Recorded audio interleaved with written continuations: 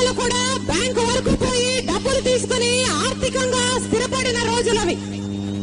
విద్యార్థుల కోసమైతే నిజంగానే కన్న తండ్రిలాగా ఆలోచన చేశాడు రాజశేఖర రెడ్డి గారు. పేదరికమనే కారణం చేత ఎవరి చదువు ఆగిపోకూడదని ప్రతి విద్యార్థి గొప్ప చదువులు చదువుకుంటే తప్ప కుటుంబాలు పేదరికమైన ఊపిలో నుంచి బయటికి రావని ఎరిగిన వాడు కనుక మీరు ఏది కావాలంటే అది చదువుకోండి. మీరు డాక్టర్ అవుతారా, ఇంజనీర్ అవుతారా, ఎంబీఏ చేస్తారా, ఎంసీఏ చేస్తారా, ఫార్మసీ చేస్తారా, మీరు ఏది కావాలంటే అది చేయండి, ప్రభుత్వమే చదివిస్తుంది అని భరోసా కల్పించాడు కనుకనే మన రాష్ట్రంలో లక్షల కొద్ది విద్యార్థులు ఉచితంగా చదువుకొని ఈ రోజు లక్షణంగా గొప్ప ఉద్యోగాలలో స్థిరపడ్డారు. పేదవాడు కూడా వైద్యానికి అర్హుడా అని రాజశేఖర రెడ్డి గారు ఆరోగ్యశ్రీని ప్రవేశపెడితే మన రాష్ట్రంలో లక్షల కొద్ది ప్రజలు ఉచితంగానే లక్షలు విలువ చేసే వైద్యాన్ని కార్పొరేట్ హాస్పిటల్కు వెళ్లి చేయించుకోగలిగారు.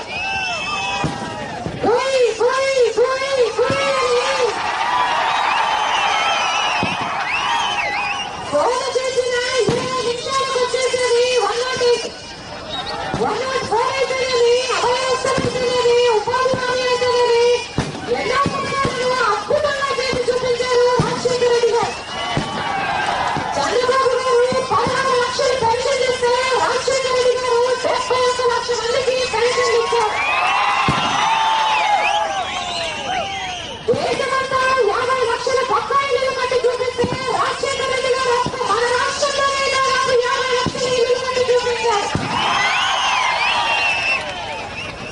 రాజశేఖర రెడ్డి గారు ఎన్ని అద్భుతమైన పథకాలు చేసి కూడా ఏ రోజు ఒక్క ఛాన్సీ కూడా పెంచింది లేదు. ఎందుకంటే ఆయనకు తెలుసు, ఏ ఛాన్సీ అయినా పెంచితే అది పేదవాడి మీద పడుతుంది, ఆ భారము నాకు చెల్లెలి మీద పడుతుంది, అది నాకు ఇష్టం లేదు అనేవాడు. కనుకనే ముఖ్యమంత్రి స్థానంలో ఉండి కూడా ఏ ఒక్క రోజు ఏ ఒక్క ఛాన్సీ పెంచలేదు రాజశేఖర రెడ్డి గారు. రాజశేఖర రెడ్డి గారు ముఖ్యమంత్రిగా ఉన్న 5 సంవత్సరాలలో ₹1 అంటే గ్యాస్ ధర 305 రూపాయల గ్యాస్ ధర కనీసం ₹306 కూడా కాలేదు. రాజశేఖర రెడ్డి గారు ముఖ్యమంత్రిగా ఉన్న 5 సంవత్సరాలలో ఆర్టీసీ ధరలు పెరగలేదు, మున్సిపల్ ట్యాక్సీలు పెరగలేదు, కరెంటు ఛార్జీలు అయితే ₹1 పెంచాలని ప్రతిపక్ష నాయకులు కూడా చెప్పలేదు. ఏ ఛార్జీ పెంచకుండానే అన్ని అభివృద్ధి కార్యక్రమాలు అద్భుతంగా చేసి చూపించిన రికార్డు ముఖ్యమంత్రిగా నిలిచారు రాజశేఖర రెడ్డి. కానీ మన దురదృష్టం కొద్దీ రాజశేఖర రెడ్డి గారు వెళ్ళిపోయారు. ఇప్పుడున్నది ఒక మార్గపు కాంగ్రెస్ ప్రభుత్వం. ఈ కాంగ్రెస్ ప్రభుత్వంలో, ఈ కిరణ్ సర్కార్లో రైతులకి నీళ్లు లేవు, రైతులకి కరెంటు లేదు, మద్దతు ధర అంతకంటే లేదు, వేసిన ప్రతి పంటలోనూ నష్టం వచ్చి అప్పులు పాలైపోయామని ప్రతి రైతు చెబుతూనే ఉన్నాడు. ఇక మహిళలైతే అమ్మ అన్ని ధరలు అన్ని ఛార్జీలు పెరిగిపోయాయి, బ్రతుకు బాగానే ఉప్పు పప్పు నూనె చక్కెర ఏది కొనేటట్టు లేవు, మా పిల్లల్ని స్కూలుకు పంపించకుండా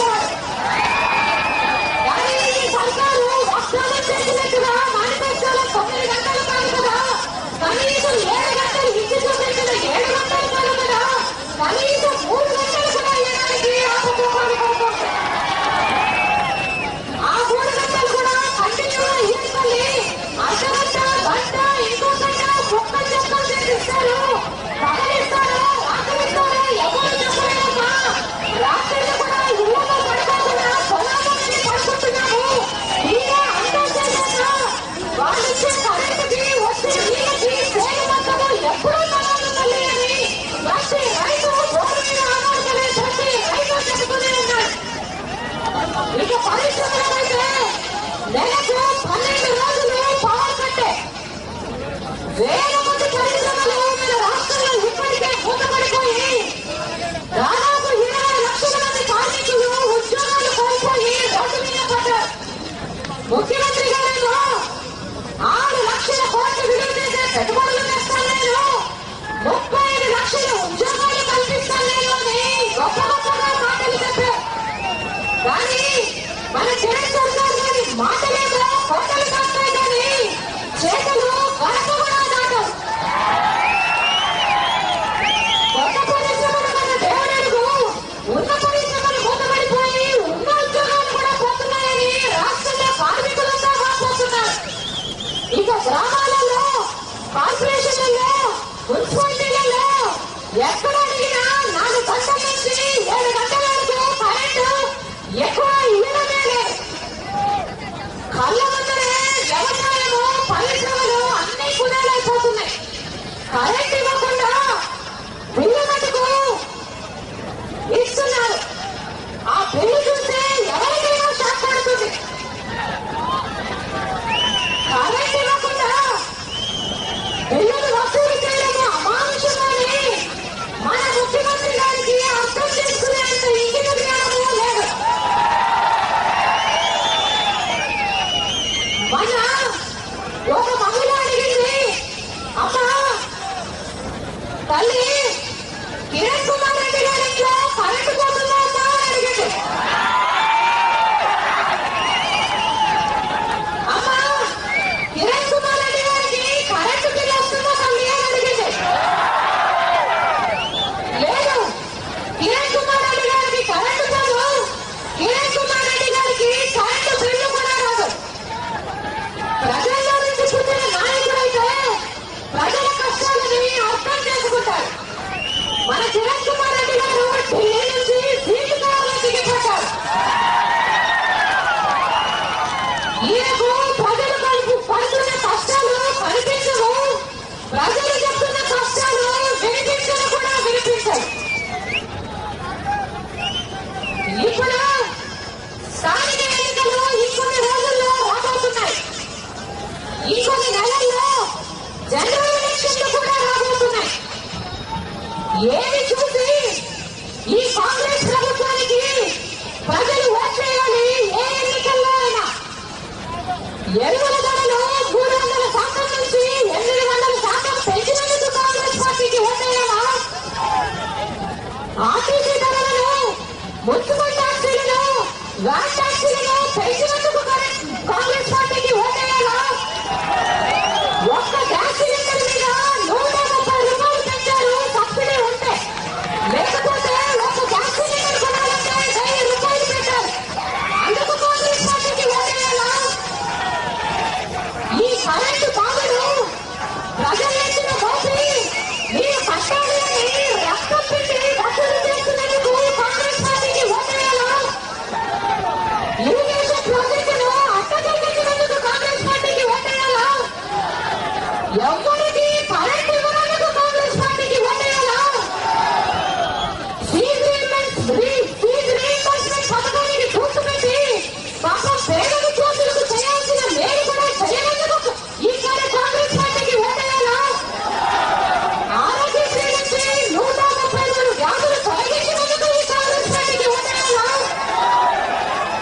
104 కల్పించినందుకు ఓటేయాలా? ఒక రేషన్ కార్డు లేదు, ఒక పక్కా ఇల్లు లేదు, ఒక పక్క పెన్షన్ ఇవ్వనందుకు ఈ కాంగ్రెస్ పార్టీకి ఓటేయాలా? ఏమి చూసి ఈ కాంగ్రెస్ పార్టీకి ఏ ఎన్నికల్లోనైనా ఓటేయాలి? మన కర్మపత్రి ఒక వైద్యంలో ఈ దుర్మార్గపు కాంగ్రెస్ ప్రభుత్వం ఉంది, ఇంకో వైద్యంలో అంతే నీచమైన ప్రతిపక్షంలో ఉంది.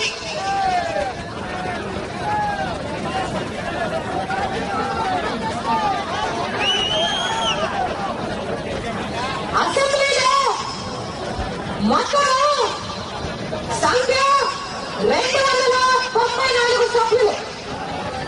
దాంట్లో అధికార పార్టీకి ఉండాల్సిన బలము సగం కంటే ఎక్కువ. అంటే 148 సభ్యులు కాంగ్రెస్ పార్టీకి లేకపోతే మెజారిటీ లేనట్లు కాంగ్రెస్ పార్టీకి. కానీ ఈరోజు కాంగ్రెస్ పార్టీకి ఉన్న బలం ఎంత? కేవలం 146 ఎమ్మెల్యేలు మాత్రమే కాంగ్రెస్ పార్టీకి ఉన్నారు. మరి ఈ మైనారిటీలో ఉన్న కాంగ్రెస్ ప్రభుత్వము ఈరోజు ఎలా అధికారంలో ఉంది? దానికి కారణము చంద్రబాబు గారు కాదా? చిన్న వర్తకులకు, రైతులకి అన్యాయం జరుగుతుందని తెలిసి కూడా చంద్రబాబు గారు ఎఫ్డీఐ బిల్లు ఆమోదించే విషయంలో కాంగ్రెస్ పార్టీతో కుమ్మక్కైన మాట నిజం కాదా? ఎమ్మెల్సీ ఎలక్షన్లలో, ఎమ్మెల్యే బై ఎలక్షన్లో నిస్సిగ్గుగా కాంగ్రెస్ పార్టీతో చంద్రబాబు గారు టీడీపీ పార్టీ కుమ్మక్కైన మాట వాస్తవం కాదా? గతంలో చంద్రబాబు గారు చిరంజీవి గారి పార్టీ కాంగ్రెస్ పార్టీలో విలీనం కాకముందు అవిశ్వాసం పెట్టకుండా ప్రజారాజ్య పార్టీ కాంగ్రెస్ పార్టీలో విలీనం అయ్యాక ఇక కాంగ్రెస్ ప్రభుత్వం కూలిపోలు ఉన్న భరోసా కలిగాక అవిశ్వాసం పెట్టాడు. ఇప్పుడు మళ్ళీ 15 మంది ఎమ్మెల్యేలు డిస్కోలిగా అయిపోయారు. మళ్ళీ కాంగ్రెస్ ప్రభుత్వానికి ఏ డబ్బా లేదు, కూలిపోలు ఉన్న భరోసా ఉంది కనుక మళ్ళీ అవిశ్వాసం పెట్టాడు చంద్రబాబు గారు. కానీ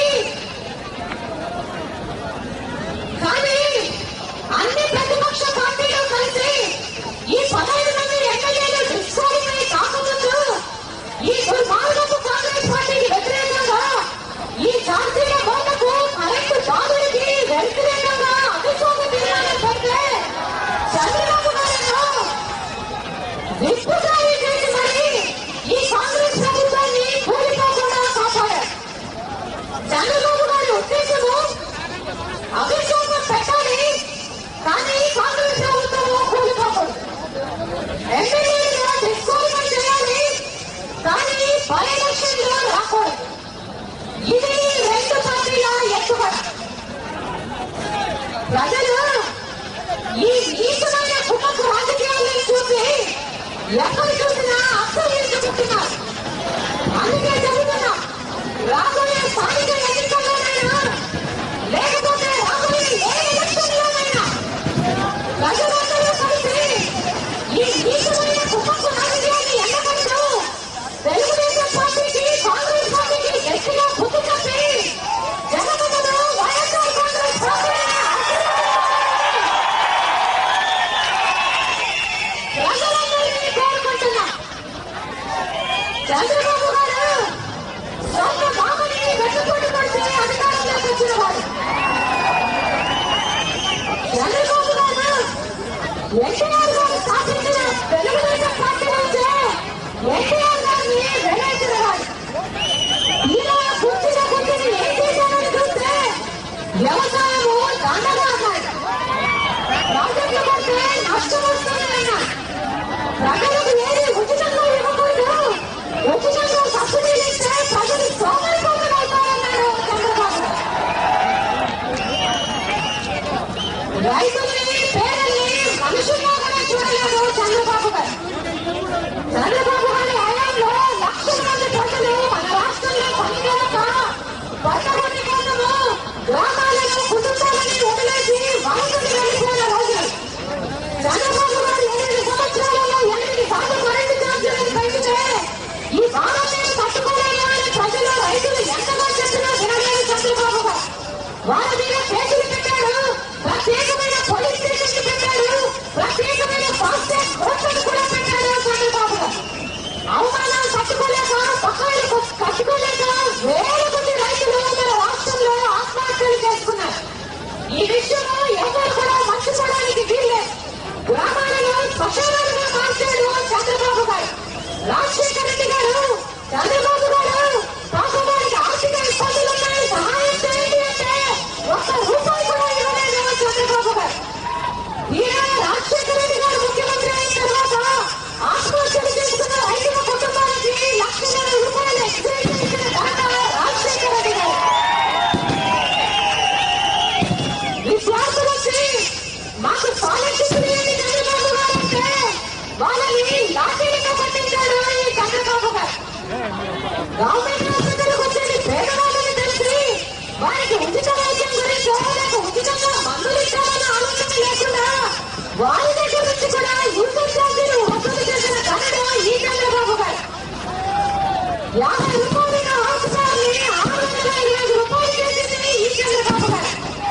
వాళ్ళు నాయకుడు నేను ప్రతి సంవత్సరం 12% కరెంటు ఛార్జీలను పెంచుతాను అని ఒప్పందం తీసుకుని సంతకాలు పెట్టింది కూడా ఈ చంద్రబాబు గారు.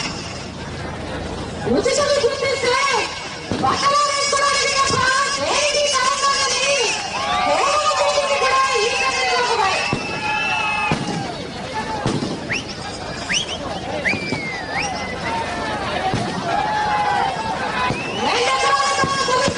చంద్రబాబు గారు ఈ రోజు చంద్రబాబు గారి హెరిటేజ్ మన రాష్ట్రంలోనే కాదు దేశంలో ఎక్కడ చూసినా ఉంది. దుబాయ్, మలేషియా, సింగపూర్లలో చంద్రబాబు గారికి ఆస్తులున్నాయి. ఐఎన్జీ వంటి కేసుల్లో లక్షల కోట్లు విలువ చేసే భూమిని 50కి పైగా ప్రభుత్వ రంగ సంస్థల్ని అక్కసొమ్ము అల్లు దానం చేసేసినట్టు దానిని చిన్న చిన్న మొక్కలు చేసి తన బినామీలకి తన అనుకూలస్తులకి కట్టబెట్టాడు చంద్రబాబు గారు.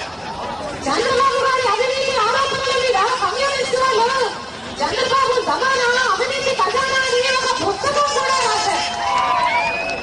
ఎన్టీఆర్ గారైతే చంద్రబాబుకు మించిన అవినీతికారి ప్రపంచంలోనే ఉన్నదని ఆయన గారు కూడా వ్యాఖ్యానించారు. ఇప్పుడేమో చంద్రబాబు గారు చాలా మాటలు చెబుతున్నారు. కళ్ళు ఆర్పకుండానే ఎన్ని అబద్ధాలైనా చెప్పగలరు చంద్రబాబు.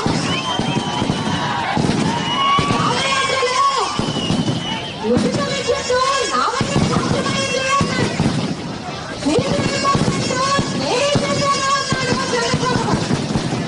ఇలా రాజశేఖర రెడ్డి గారు చేసిన పథకాలను పనులను చంద్రబాబు గారు ఏం చేశారు అని చెప్పుకుంటున్నాడు అంటే చంద్రబాబు గారికి మతిపోయించి అనుకోవాలా లేకపోతే ఈ చంద్రబాబు గారు అబద్ధాల పోలే అనుకోవాలా. ఇంకొంచెం ఉంటే ఆరోగ్యశ్రీ 108, 104 కూడా నేనే చేశానని చెప్తాడు చంద్రబాబు గారు. ఇంకా చెప్పనిస్తే చార్మినారు, నాగార్జున సాగర్ కూడా నేనే కట్టాలని చెప్పగలడు. అందుకే రాజశేఖర రెడ్డి గారు చంద్రబాబు అబద్ధాల గురించి ఒక మాట్లాడారు. చంద్రబాబు గారికి ఒక శాపం ఉందట. చంద్రబాబు గారు ఏ రోజైతే ఒక నిజం చెప్తారో ఆ రోజు చంద్రబాబు గారి సమాధి ముక్కలైపోతుందట. అందుకనే చంద్రబాబు గారు ఎప్పుడూ నిజాలు మాట్లాడారు. ఇలాంటి చంద్రబాబు గారు ఇప్పుడు చెబుతున్నాడు నాకు అధికారం ఇస్తే మన రాష్ట్రాన్ని కాదు మన దేశాన్ని కూడా నేను గాడిలో పెడతానని చెబుతున్నాడు చంద్రబాబు గారు. నరకాసుడు వచ్చి నేను నాకు అధికారం ఇవ్వండి నేను మంచి పరిపాలన చేస్తాను అంటే ఇస్తారా? గాడ్సే వచ్చి మహాత్మా గాంధీ ఖర్చుకు నాకు అధ్యక్షుడిని చేయండి అంటే చేస్తారా? చంద్రబాబు గారికి అధికారం ఇస్తే చంద్రబాబు గారు ఇంకొకసారి మన రాష్ట్రానికి ముఖ్యమంత్రి అయ్యాడంటే మన రాష్ట్రము మాని మసైపోవడమే ఖాయం. చిరంజీవి గారు ప్రజారాజ్యం పార్టీకి ఓటేసిన 70 లక్షల మందిని శిక్షాముక్తి చేసి రాష్ట్ర మంత్రి పదవి కోసము కాంగ్రెస్ పార్టీకి అప్పడిపోయారు. ఈ చంద్రబాబు గారేమో టీడీపీ పార్టీకి ఓటేసిన 2 కోట్ల మంది శిక్షాముక్తి చేసి కాంగ్రెస్ పార్టీని తెలుగుదేశం పార్టీని అమ్మేశారు. ఇద్దరికి పెద్ద తేడా ఏమీ లేదు. నిజానికి విలువలతో కూడిన రాజకీయాలు చేసే తప్పు ధైర్యం అని కాంగ్రెస్ టీడీపీ నాయకులకి తెలియలేదు. అందుకని ఎన్ని కుట్రలు పని నీచమైన కుటుంబ రాజకీయాలు చేస్తున్నారు. ఇలా కుటుంబమే 2 పార్టీలు కలిసి జగన్మోహన్ రెడ్డి గారి మీద అబద్ధపు కేసులు పెట్టి సిబిఐని ఉచికొల్పి జైలు పాలు చేశారు. వీళ్ళ ఉద్దేశం ఒక్కటే మన రాష్ట్రంలో 2 పార్టీలు ఉండాలట. ఉంటే కాంగ్రెస్ ఉండాలట లేకపోతే తెలుగుదేశం ఉండాలట. 3వ వ్యక్తి కానీ 3వ పార్టీ కానీ మన రాష్ట్రంలో ఉండకూడదట. జగన్మోహన్ రెడ్డి గారు రాజశేఖర రెడ్డి గారు వారసులుగా చేపడుతున్నాడు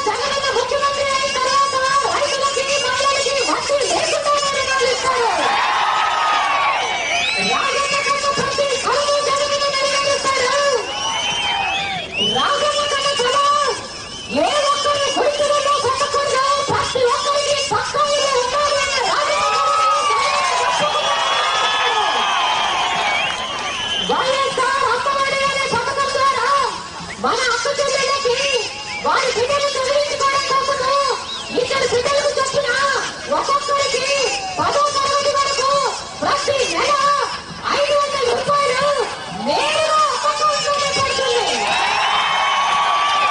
అంటే సంవత్సరానికి 6000 రూపాయలు, ఇద్దరైతే 700 రూపాయలు, అంటే సంవత్సరం 8,400 రూపాయలు అకౌంట్లోనే పడుతుంది. ముగ్గురైతే 1000 రూపాయలు, అంటే సంవత్సరానికి 12,000 రూపాయలు నేరుగా అకౌంట్లోనే పడుతుంది. రాబోయే రోజుల రాష్ట్రంలో జగన్ ముఖ్యమంత్రి అయిన తర్వాత మన వృద్ధులకి వికలాంగులకి పెన్షన్ 700 అవుతుంది. మన వికలాంగులకి పెన్షన్ 1000 రూపాయలు అవుతుంది. రాబోయే రోజుల రాష్ట్రంలో జగన్ ముఖ్యమంత్రి అయిన తర్వాత మన గ్రామాలలో మన ఊర్లలో బైక్ షాపులు మట్టి షాపులు ఉండనే ఉండవు.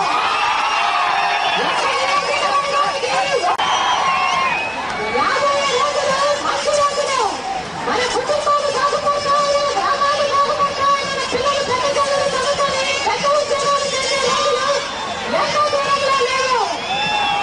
ఆ రోజు వచ్చేంత వరకు మీరందరూ జగనన్న ఆశీర్వదించాలని, వైఎస్ఆర్ పార్టీని బలపరచాలని, వాతావరణానికి కరెంట్ నా ప్రార్థన.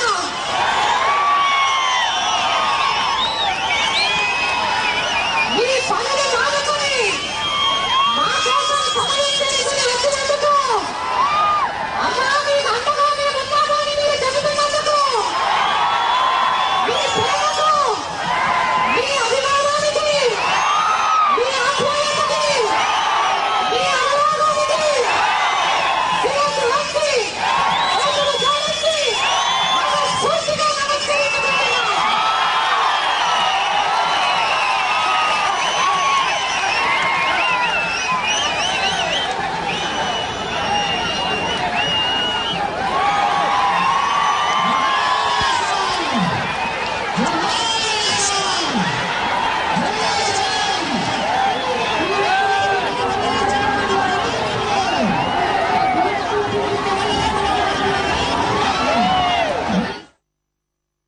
వైఎస్ఆర్ అధికారంలో ఉన్నప్పుడు ప్రజల కోసం ఎలాంటి పథకాలు ప్రవేశపెట్టారో, ఆ పథకాలు ప్రజలకు ఏ విధంగా ఉపయోగపడ్డాయో వివరించారు. అదేవిధంగా కిరణ్ ప్రభుత్వంలో ఇప్పుడున్న కిరణ్ ప్రభుత్వం కొనసాగడం వల్ల ప్రజలు ఎలాంటి ఇబ్బందులు పడుతున్నారో, ఈ కిరణ్ ప్రభుత్వం కొనసాగడానికి కారణం చంద్రబాబు అని తెలియజేశారు. ఇప్పటి వరకు షర్మిల మాట్లాడడం మనం లైవ్ లో చూసాం. లైఫ్ లైన్ కార్యక్రమంలోకి వెళ్లే ముందు ఇప్పటి వరకు హెడ్ లైన్స్ ఒకసారి చూద్దాం.